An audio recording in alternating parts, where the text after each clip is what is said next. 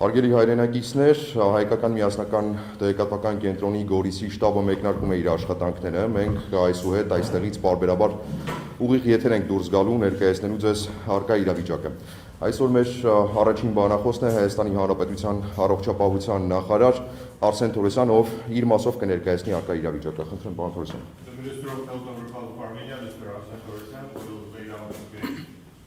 Բարև ձեզ հարգելի գործընկերներ, ինչպես գիտեք, Ադրբեջանի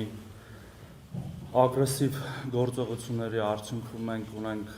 սրված ռազմական իրավիճակ Արցախի հանրապետության տարածքում։ As we know, as a result of aggressive offensive by the Azeris, we have the tense military situation in Artsakh. Որի պատճառով մենք ունենք բազմաթիվ վիրավորներ, ինչպես նաև զոհեր, թե ռազմական անձնակազմի շրջանում եւ թե հատկապես ինչը դատապարտելի է քաղաքացիական բնակչության շրջանում։ As a result of which we have sustained casualties and losses both within the military personnel as well as in particular which is to be adamantly condemned among the civilian population. Ես ինքս ուշ երեկոյան եմ վերադարձած Ստեփանակերտից եւ դա իմ երրորդ այցն էր առաջի օրվանից եւ ուզում եմ նաեւ համեմատել առաջի օրերի եւ վերջի օրերի իրավիճակը։ Իրավիճակը այնպիսին է, որ Ստեփանակերտը գտնվում էր ամբողջությամբ ռմբակոծության տակ։ I returned late last night from Stepanakert myself. That was my third visit, and I'm in a position to make comparisons between the first and this most recent situation. And I can report to you that Stepanakert was fully and completely under heavy rocket and artillery shelling. Եվ որևէ տարբերություն չկար այդ հրթիռների թիրախների առումով, դրանք թե քաղաքում գտնվող միգուցե ռազմական օբյեկտներն են եւ թե քաղաքացիական, հատկապես ենթակառուցվածքային, ինչը փաստացի խափանում է քաղաքացիական բնակչության բնականոն կյանքը։ And I can report to you that the targeting was absolutely indiscriminate, making no distinction between perhaps military and civilian targets. That includes civilian infrastructure, which makes it very difficult to organize any work with the population, including perhaps evacuation or any other services. Եվ հատկապես ես կարող եմ խոսել բժշկական ծառայության առումով, երբ ամբողջությամբ մոբիլիզացված Արցախի բժշկական համայնքը, ինչպես նաև Հայաստանից նրանց օգնության մեկնած մեր գործընկերները, փաստացի երբեմն զրկված են լինում կարիքի մեջ գտնվող մարդկանց օգնություն ցույց տալիս, որովհետև Ստեփանակերտը կամ այլ քաղաքները գտնվում են օդային տագնապի եւ ռմբակոծության տակ եւ նույնիսկ շտապօգնության մեքենաները չեն կարողանում օգնության հասնել այն քաղաքացիներին, որոնք դրա կարիքը ունեն։ I'm responsible for the medical situation, and I can tell you that the entire medical professional staff has been mobilized to assist and extend help to those in need of it most. And the intervention, the shelling by the Azeris preclude more often than not the work of the medical staff and the traffic of the ambulances that are responding to the emergencies most of the time because of the air alerts. Ավելին ասեմ, ինքս եմ ականատես եղել Ստեփանակերտի հանրապետական հիվանդանոցին շատ մոտ, այնքան մոտ, որ հիվանդանոցը պարզապես դղրդաց հրթիռային հարվածին, որը մեծ հավանականությամբ կարող է նաև հարվածել հենց հիվանդանոցին եւ ոչ թե դրա մոտ եւ այնպեսի I'm witness firsthand to a shell falling in extreme proximity with the Republican Hospital of Stepanakert,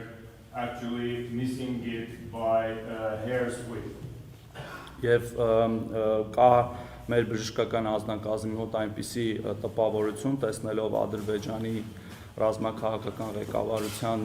մտադրությունները, որ չի բացառվում, որ լինի ուղիղ հարված նաև բժշկական ենթակառուցվածքին, ինչը նույնիսկ կարելի է համարել որպես պատերազմական հանցագործություն խաղաղ բնակչության նկատմամբ։ There is a prevailing perception among our medical staff that the military political leadership of Azerbaijan will not refrain from directly hitting medical infrastructure, which is would directly may be qualified as a crime of war. Ամբողջ Ստեփանակերտը նման բեկորների մեջ է այս պահին, արգելված զինատեսակներով, հարվածվում է, ասեցի արդեն, գրեթե ամեն ինչ, եւ նույնիսկ երբ որ մեքենայով փորձում ես տեղափոխվել, ականատես ես լինում նման իրավիճակի, այսինքն քանդված բնակելի շենքեր, հողին հավասարացված երբեմն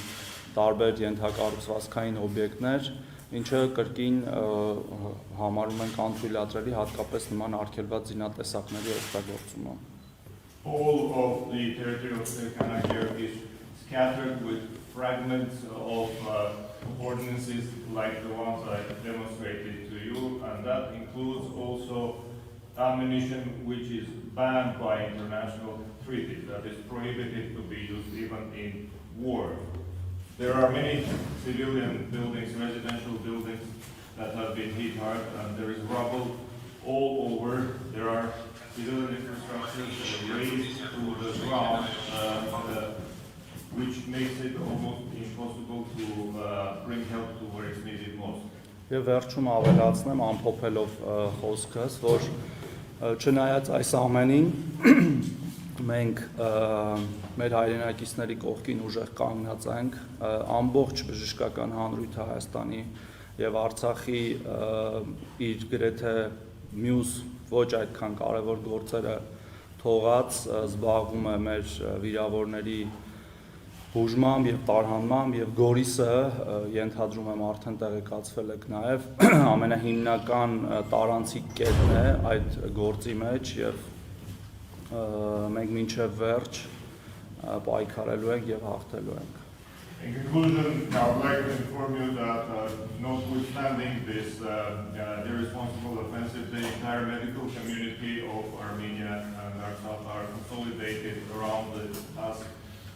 setting aside perhaps every other business of tending to the wounded, helping with the evacuation. You may already know that Goris has become a transit hub for the casualties, and we are investing every capacity in facilitating this. And to end my intervention, I would like to reaffirm that we shall definitely persevere and win this war. Thank you for your attention.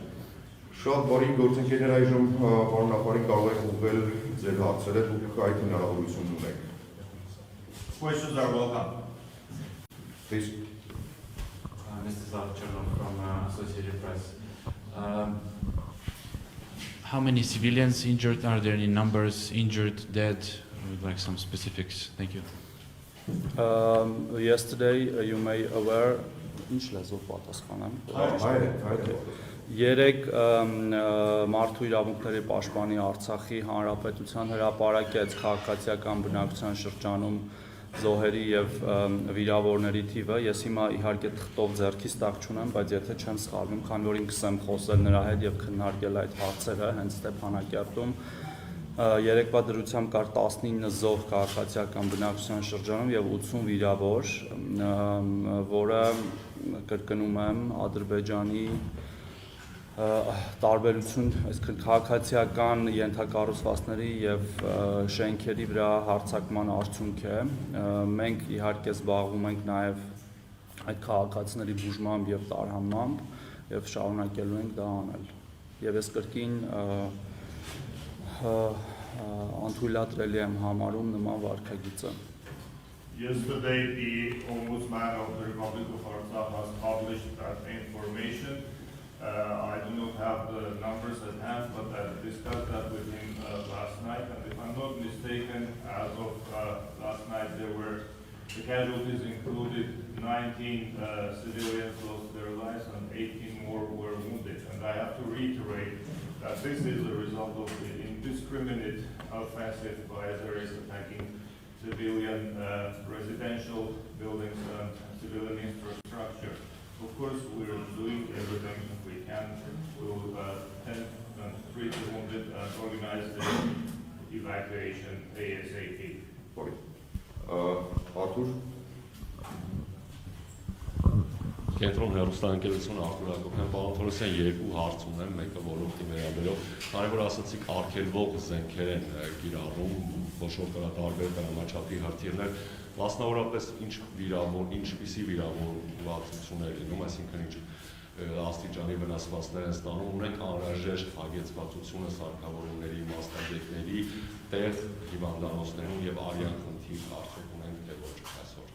Since you mentioned that they're using prohibited ammunition and ordnance, can you specify what the kind of injuries caused by this kind of ammunition? And a follow-up question, whether we have enough equipment and enough of stuff in the blood bank to be able to cover all the needs?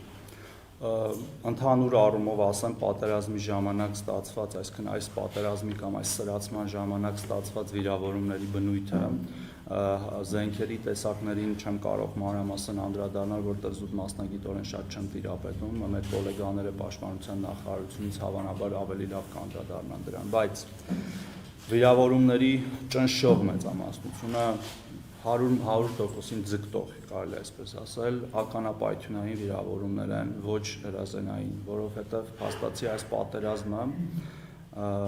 այնպես է ստացել, որ օդային կամ հրետանային կամ թռչող անօդաչու սարքերով պատերազմ է եւ մեր վիրավորների ասացի ճնշող մեծամասնությունը ականապայթյունային են, մարմնի մեջ բազմաթիվ բեկորներով եւ հենց այդ բեկորներն են կամ պայթյունի ուղիղ ուժը, որ առաջացնում են վիրավորումը կամ դժբախտաբար նաև մահը։ My colleagues at the MOD medical service are a better place to specify the relation between the kind of armament used and the injuries sustained, but I can tell you that almost 100% of the wounds are caused by the explosions rather than firearm wounds, and that reflects the nature of the offensive, which uses UAVs, heavy artillery and rocket shelling, as well as air attacks. So basically most of the injuries are fragments that are stuck in the tissues and either unfortunately deaths caused by the direct impact of the explosions or the fragments that have caused major damage. Եվ վերադառնալով ձեր հարցի երկրորդ մասին, այո, Արցախի հանրապետության թե քաղաքացիական եւ թե ռազմական բժշկական հաստատությունները ապահոված են բոլոր անհրաժեշտ դեղորայքային պարագաներով, պարագաներով եւ բժշկական սարքավորումներով, ինչպես նաեւ արյան պաշարներով եւ ինչպես իմ բացման խոսքում նշեցի, մեր համար մեկ խնդիրը հիմա լինելով դա ամբողջ ուշադրությունը թե իմ անձնապես, որտեղ տեսնում եք ես էլ կարելի ասել բոլոր գործերը թողած սրանով եմ զբաղվում եւ թե նախարարության մեր եւ Արցախի, ինչպես նաեւ ընդհանրապես բժշկական հանրույթի սա է մատակարարումները արվում են անխափան, այդ բոլոր իմ նշած նյութերի պարագաների, ինչպես նաև անձնակազմի բժշկական, որոնք որ իրենք են նույնիսկ մեզ խնդրում, որպեսզի գնան եւ օգնեն իրենց Արցախի գոլեգաներին, մենք երբեմն նույնիսկ մերժում ենք, որպեսզի այդ ամեն ինչը կանոնակարգված արվի եւ ամենօրյա ռեժիմով զբաղվում ենք դրանով, ինչպես նաև կատարում ենք օպերատիվ կառավարում, երբ որ հասկանում ենք, որ մի կետում այդ պահին օպերատիվ իրավիճակով դրդված անհրաժեշտ է լինում ուժերի կենտրոնացում եւ մեկ ուրիշ տեղ ավելի հանգիստ է, արագ տեղափոխումները կատարվում են Արցախի մեջ մի բժշկական հիմնարկից մեկ այլ, դա վերաբերում է ոչ միայն անձնակազմին, այլ ամեն ինչին, ինչպես նաեւ Հայաստանից Արցախ։ As for the second part of your question, yes, all of the civilian and military medical facilities are fully stocked with all the pharmaceuticals, the equipment, utensils that are required to cover the needs of the situation, and that includes also the blood banks that are well stocked. Like I said, the number one concern of both me personally and the MOH, whether in Armenia and Artsakh, is setting aside every other concern to focus on the issues at hand. I can assure you that we have uninterrupted the supplies of material and personnel to the medical institutions wherever needed. We even have a lineup of volunteer medical personnel that would like to be moved closer to the front line to be of help where it's most needed. To the extent that we even have to turn down some of those applications, we want to make the process as orderly and organized as possible. We also do operational management. That means transfers of personnel and staff as required to those segments where the need becomes more apparent. All of these issues are handled in a professional and fast way. Երկրորդ հարցը, որ ասացի, որը ոլորտին չի վերաբերում, պարոն Թորոսյան, որպես Հայաստանի Հանրապետության կառավարության եւ իշխող կուսակցության ներկայացուցիչ, քանի որ այսօր ունենք այդ հնարավորությունը ձեզ հարցուղելու, ինչպես եք տեսնում հակամարտության լուծումը։ Բազմիցս շնորհակալություն։ Բազմիցս նշվել է, որ ընդհանրապես Ղարաբաղյան հակամարտության լուծումը պետք է լինի միայն խաղաղ բանակցությունների մեջով եւ մեր իշխանությունները բազմիցս դրա մասին ասել են եւ բազմիցս նաեւ նշվել է, որ Ղարաբաղյան հակամարտության լուծման փորձը ռազմական ճանապարհով իր մեջ պարունակում է տարածաշրջանային եւ նաեւ գլոբալ անվտանգությունը խարխլելու մեծ պոտենցիալ եւ դրանով պայմանավորված ես վստահ եմ, որ տարածաշրջանային աշխարհաքաղաքական կենտրոնները, մեր ռազմավարական գործընկերը Ռուսաստանի Դաշնությունը, որպես ռազմավարական գործընկեր եւ ինչպես նաեւ ԵԱՀԿ Մինսկի համանախագահող երկիր, ինչպես նաեւ մյուս համանախագահները Ֆրանսիան եւ Ամերիկայի Միացյալ Նահանգները մեզնից քիչ չէ, որ շահագրգռված են այստեղ կայուն իրավիճակ ունենալու մեջ եւ անում են ամեն ինչ, որպեսզի այդ իրավիճակը ստանան։ Հետեւաբար կարծում եմ, որ լուծումը միայն դա է, առնվազն նաեւ այս սրացման դադարեցման առումով, ինչպես նաեւ երկարատև լուծման առումով վստահ եմ, որ նրանք ներդնելով իրենց ջանքերը ինչպես նաև տեսնելով մեր կողմից, այսպես ասած, դրամադրվածությունը, մեր բանակի ուժը հասնելու են բարենպաստ լուծման մեր համար։ The question was, as a member of the cabinet, what's your take on the prospect of settlement? And the answer is that the only prospect for the settlement that we see is through peaceful negotiations. That has been reiterated many times by this government. We consider that no military attempt to resolve it has any chances of success. On the opposite, the military attempts to resolve the issue may result in grossly undermining regional and even global security. We are closely cooperating with geopolitical power centers that include our strategic ally, the Russian Federation, as well as the co-chairs of the Minsk group, France, the US, and Russia.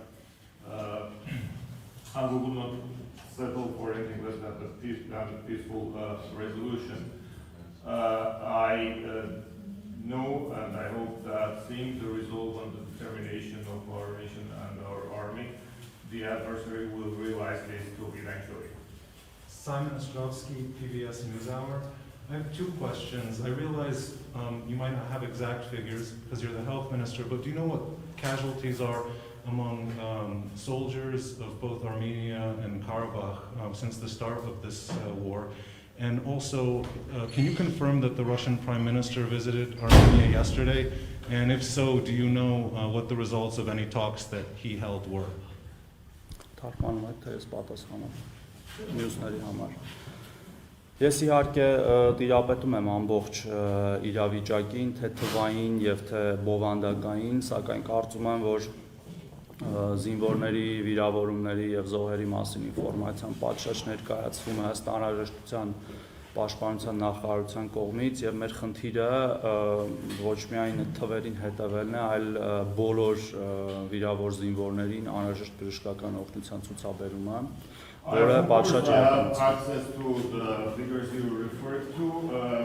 as well as the substance of the issue, but I think it's more appropriate and the MOD ex officio publishes whatever it is necessary. So I will refrain from specifying figures at this point. Եվ մասը, որ մենք պարզապես խնդիրը ամեն ինչ լուծում ենք, կազմակերպում ենք այդ մասը։ And the MOH is doing, as I mentioned, everything within its powers and even more to address, and we consider it our mission to treat the casualties and the wounded. Իրականում Ռուսաստանի վարչապետը դեռ չի այցելել Հայաստանի Հանրապետություն, պարզապես նախատեսված հանդիպում կա ամսի 8-ից 9 ԵԱՏՄ միջկառավարական հանձնաժողովի, որը շատ վաղուց պլանավորված է եղել եւ այցը նախատեսված է, թե չեմ սխալվում, ամսի 8-ի երեկոյան եւ միջոցառումները սկսվում են 9-ի առավոտյան, մենք ինքներս էլ ունենք հանդիպումներ եւ օրակարգային հարցեր եւ հետեւաբար հանդիպումից հետո միգուցե ճիշտ կլինի այդ հարցը ուղղել արդեն վարչապետի աշխատակազմին։ The visit you referred to has not taken place yet. I assume you are talking about the Eurasian Economic Unit Summit that is to take place between the 8th and the 9th of October this year in Yerevan. The substantive meetings will commence early morning on the 9th, and I believe later that afternoon you will be able to address relevant questions to the staff of the cabinet. Եվ մոռացա ասել, որ սա նախապես պլանավորված եւ այս իրավիճակի հետ կապ This is not in response to the situation, it has been planned way back. I'm Javier Espinosa from El Mundo of Spain. 2 questions. First, did you see by yourself cluster ammunition on the streets of Stepanakert? And the second, since last night and this morning it seems to be quiet in Stepanakert, no shelling, that's a mere coincidence or it's related to some kind of negotiation? Because we heard also in the media a lot of rumors about an offer of ceasefire. I don't know if it's true or not.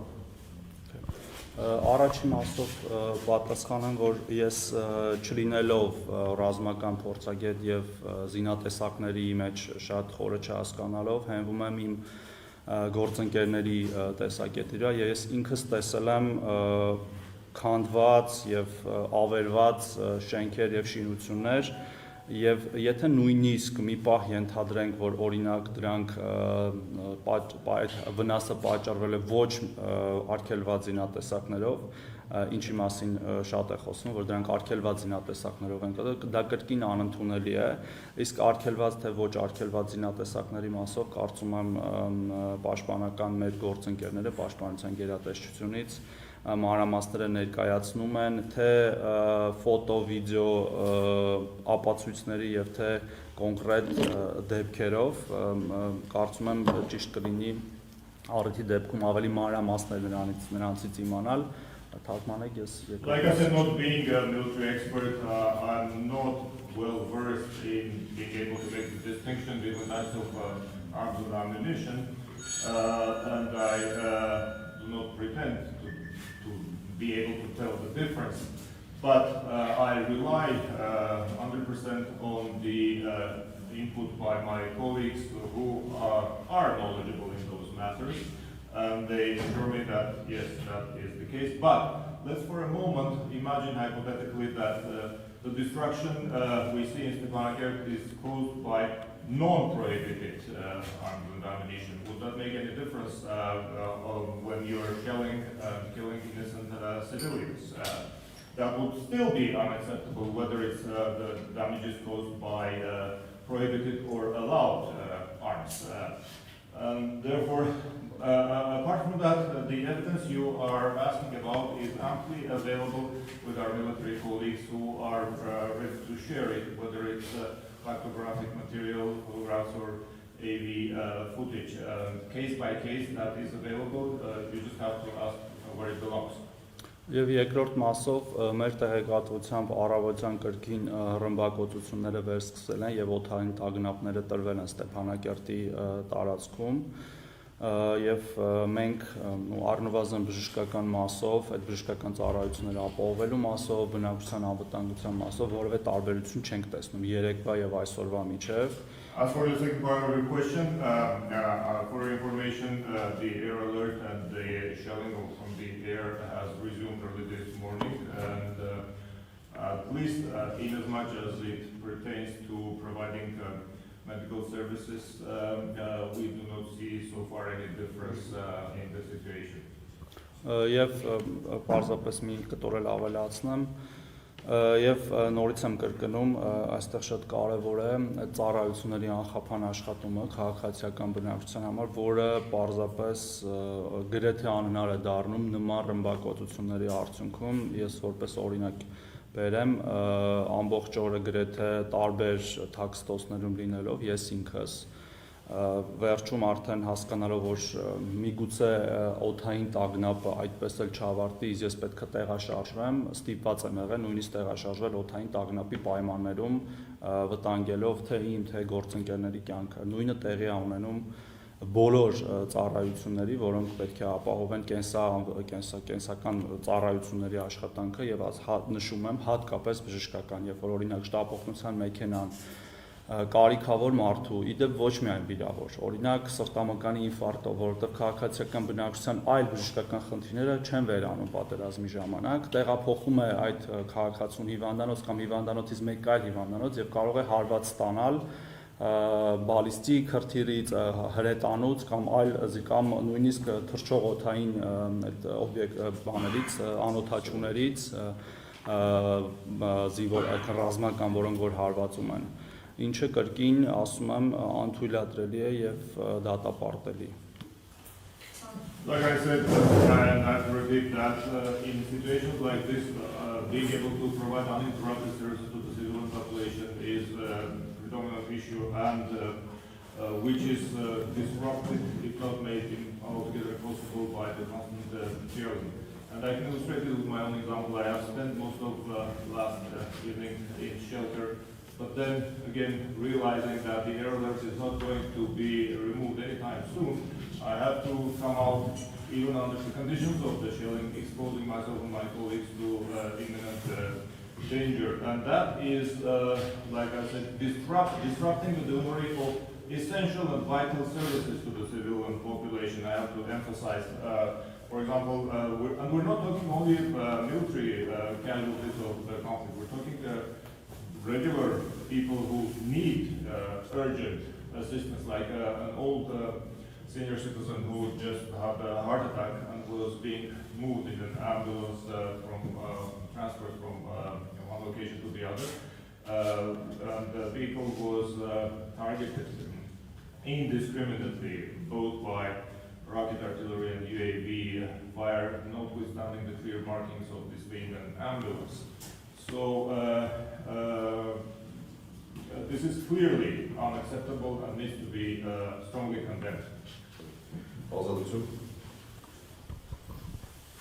Ռադիկան Նայրան Ալբանյան, պարոն Թորոսյան, հասկանալի է, որ վիրավորների մասին ասում եք պաշտպանության նախարարությունը պետք է ներկայացնի, բայց գոնե տոկոսային օրինակ, քանիսի մոտ կյանքին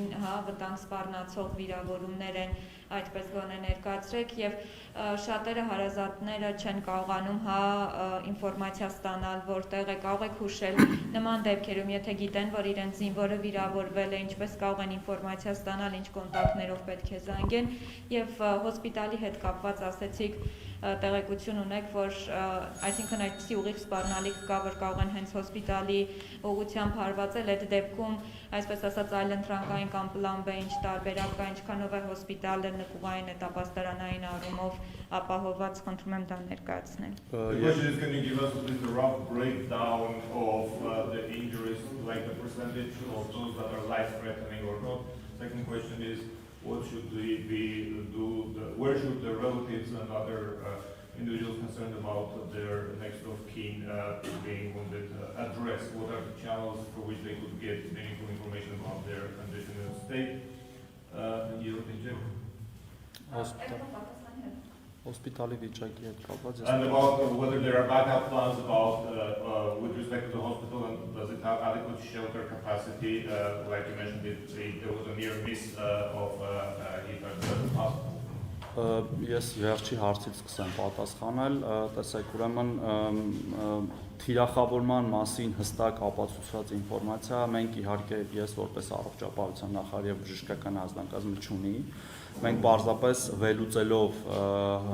հակառակորդի գործողությունները, երբ որ տարբերություն չի դրվում օբյեկտների նշանակության եւ հումանիտար հատկապես նշանակության մեջ,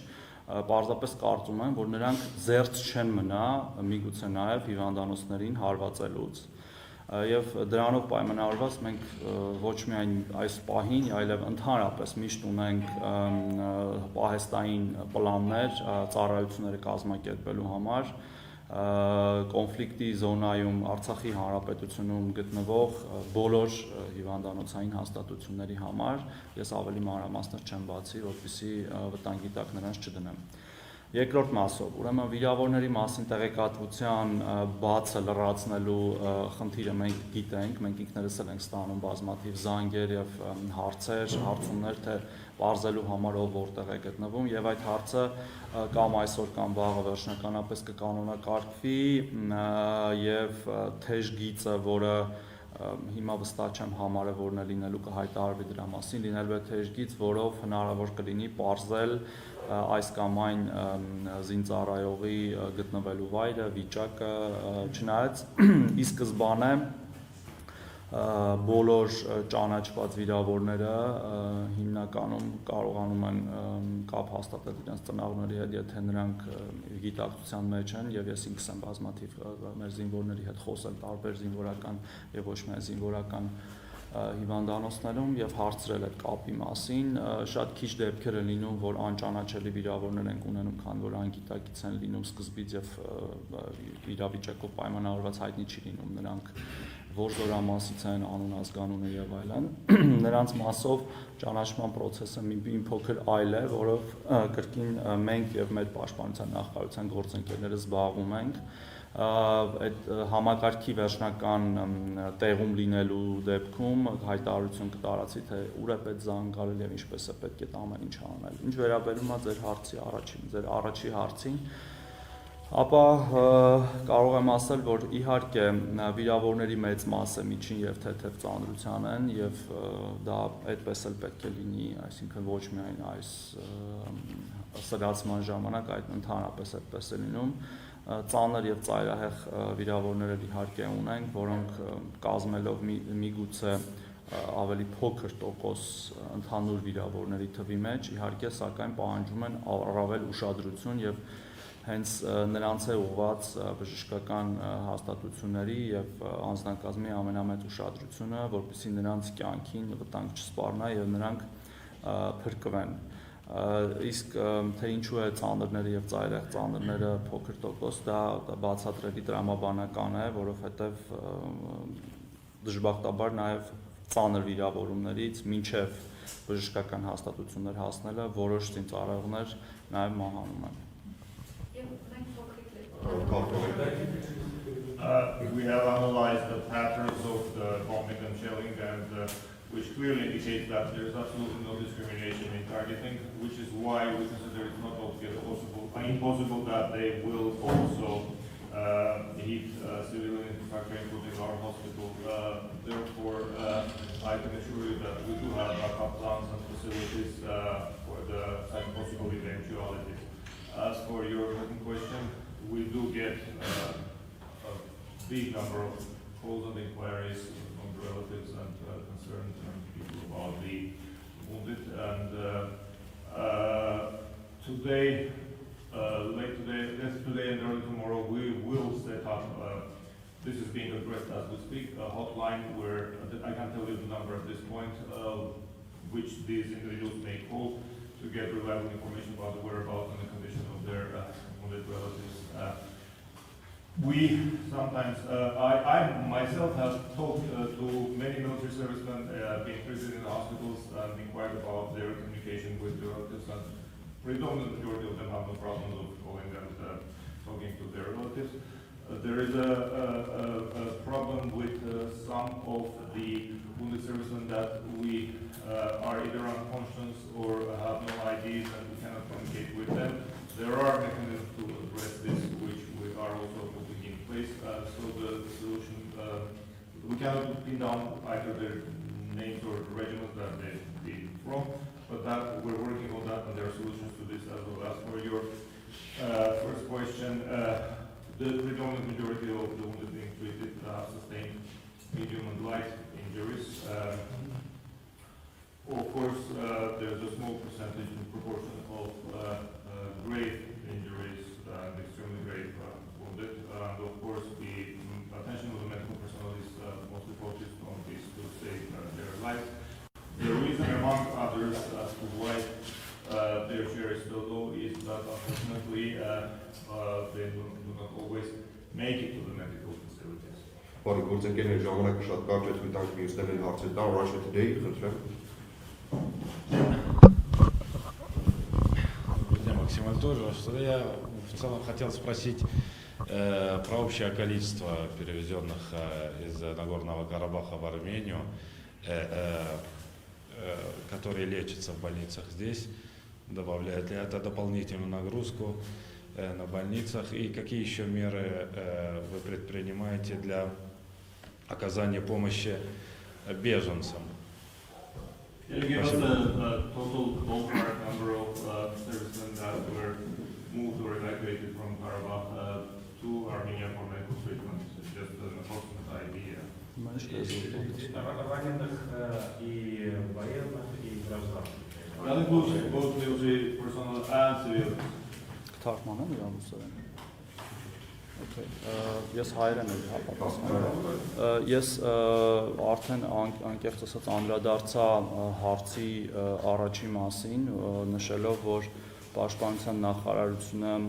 ըստ անհրաժեշտության հաղորդում է տեղեկատվություն զոհերի եւ վիրավորների մասին եւ մեր խնդիրը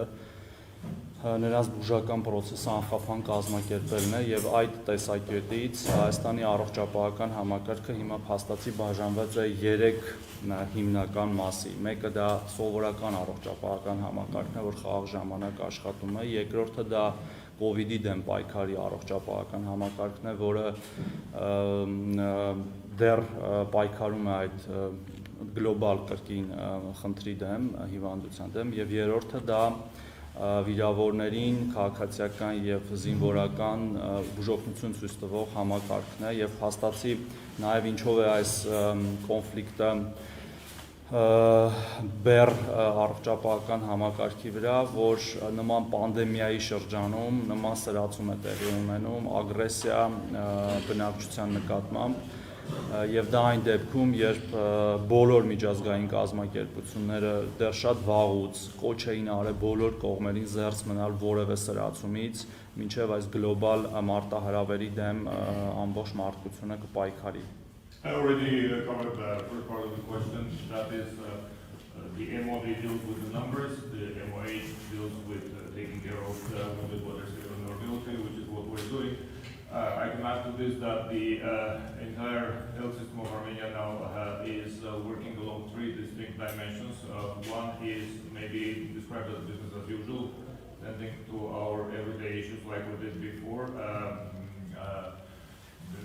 dealing with morbidity and treating diseases. The second dimension is working in conditions of the COVID pandemic, which is, as you know, global in nature and doesn't recognize any borders. We have to handle that. The third dimension is dealing with the military and civilian casualties of war, which I also described to you in as much as practicable. But I have to just make a note that this creates an additional burden on the health system because in conditions of pandemic, aggression and escalation of the conflict is absolutely impermissible, and there have been many calls and statements by relevant international organizations and players asking not to revert to violence in the existence of the pandemic, which is something that has been blatantly violated by the Azeri fences. Եվ երկրորդ մասով Հայաստանի Հանրապետություն տեղափոխված ագրեսիայի ենթարկված բոլոր քաղաքացիներին Հայաստանի կառավարությունը տրամադրում է հնարավոր ամենամեծ առողջապահական փաթեթը, դրա համար հատուկ կառավարության որոշում է ընդունվել մի քանի օր առաջ, որով նրանք կարող են օգտվել այն ասեցի կրկին ամենամեծ առողջապահական փաթեթից, որը հնարավոր է Հայաստանի Հանրապետության որոշ այլ քաղաքացիների համար եւ մենք գիտենք, որ այդպիսի օգնությունը արդեն կազմակերպվում է, ինչպես նաեւ մենք կազմակերպել ենք որոշ խոցելի մեր պացիենտների խմբակային տեղափոխումը Հայաստանի Հանրապետություն, դրանք հոգեկան առողջության խնդիրներ ունեցող քաղաքացիներ են, որ հիմա բուժվում են Սևանի հոգեկան առողջության կենտրոնում, դրանք տասնյակից ավել հեմոդիալիզ ստացող մեր քաղաքացիներն են, որոնք փաստացի 2 օրը մեկ հեմոդիալիզ են ստանում եւ տեղափոխվել են կրկին Երևան, որպեսզի այդ ծառայությունը ստանան, այսինքն խաղաղ բնակչության Հայաստան տեղափոխված խաղաղ բնակչության առողջապահական ամբողջ ծառայությունները կրկին հոգետանում Հայաստանի Հանրապետության կառավարությունը։ I just wanted to add with respect to those the people with injuries evacuated from Artsakh that a few days ago the cabinet has passed a resolution specifically providing for the biggest possible medical coverage package addressed specifically to these individuals. That is equivalent to the most coverage that any army citizen did get before that. We also address the issues of the vulnerable population that was covered by the health service in the past. That is, for example, and we have transferred them en masse to, for example, the people with mental conditions are now all being transferred to the Sevan mental health institution and being treated there. As another example, those who need hemodialysis, about a dozen patients have also been moved to respective countries in Yerevan and continue to receive their treatment there. Like I said, the health infrastructure and the authorities of Armenia are doing everything within their power and even more to adequately address the situation as it emerges. Բարի գործընկերներ, քանի որ ժամանակը շատ սուր է եւ հայկական միասնական տեղեկատվական կենտրոնը ժամը 11-ին եւս ուղիղ եթերում է լինելու։ Ես այժմ ուղեմ պարոն Թորոսյանին Արցանց հարցը որ ուղղվել է, շաբաթ կետեմի մեր գործընկերը հարցում է արդյոք կան բժշկական սարքավորումների կամ դեղորայքի կարիք, որը անհրաժեշտ է ուղարկել արտերկրից։ Նման խնդիր կա թե ոչ, պարոն Թորոսյան։ My question was whether there is a shortfall of medical supplies or pharmaceuticals that will have to be covered by shipment from abroad. Ես կարող եմ նշել, որ որպես անհապաղ լուծման անհրաժեշտ սարքերի կարիք, որպես այդպիսին չկա, ինչու, որովհետև մեր ունեցած սարքավորումները, որոնք որ հիվանդանոցներում գործում էին, տեղափոխվում են ըստ անհրաժեշտ վայրի, սակայն հաշվի առնելով գործողությունների տևողությունը, ինչպես նաև բժշկական սարքերի ընթացքում շարքից դուրս գալը, նույնը պարագաների ծախսը եւ դեղերի ծախսը, իհարկե հնարավոր է առաջանա նման անհրաժեշտություն եւ մենք նույնիսկ չսպասելով նման անհրաժեշտության առաջանալը, առաջանցիկ գնումներ ենք կազմակերպում եւ եթե կլինեն անհատներ եւ անձին կամ կազմակերպություններ, որոնք ուզենան օգնել մեզ այդ հարցում, խնդրում եմ կապվել առողջապահության նախարարություն, որպեսզի այդ աշխատանքը համակարգված լինի եւ եթե նույնիսկ ձեռբերումներ են լինում, դրանք լինեն պետքական սարքավորումներ եւ ոչ թե պարզապես բժշկական սարքավորումների, որպեսզի ուղիղ կարիքները հոգանք, այդ աշխատանքները համակարգված անելը շատ կարևոր է նման իրավիճակում, որպեսզի կրկնում եմ այնպես չստացվի, որ օգնելու փոխարեն խանգարում ենք ինքներս մեզ։ At this point in time, there is no immediate burning need of either pharmaceuticals or medical equipment, since we are using the existing capacity and moving around material as required. But considering the possibility of the length of hostilities, there may emerge eventually need to replace some consumables or address the wear and tear of medical equipment, for which purpose we are conducting, as we speak, proactive procurement. And if there would be individual organizations willing to be of help in this matter, I would urge them to contact the Ministry of Health to make the process more organized and coordinated. That is for the whatever medical equipment and material they intend to provide and help with procurement to be exactly that which is needed rather than just conventional stuff.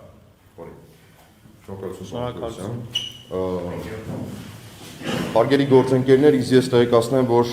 հայկական միասնական տեղեկատվական կենտրոնի շտաբը գործելու է օրվա ընթացքում եւ մենք բարբերաբար լինելու ենք ուղիղ եթերում մեր գործընկերներին, որոնք գտնվում են Սյունիքի մարզում, հորդորում եմ միանալ մեզ եւ աշխատանքները շարունակենք միասին։ Շնորհակալություն։ We will carry on working